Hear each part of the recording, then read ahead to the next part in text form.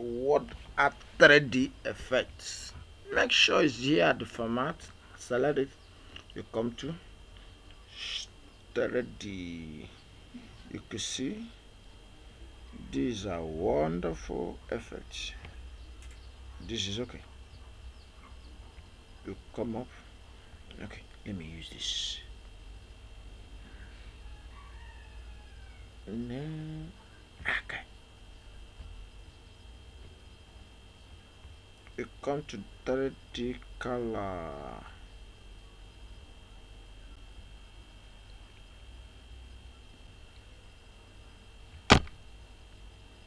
You use this. Now you could adjust. Now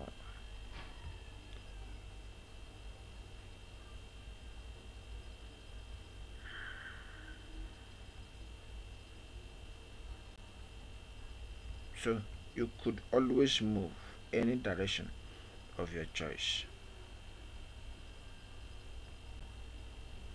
So based on how you want it, you could always do that. You could also change the color.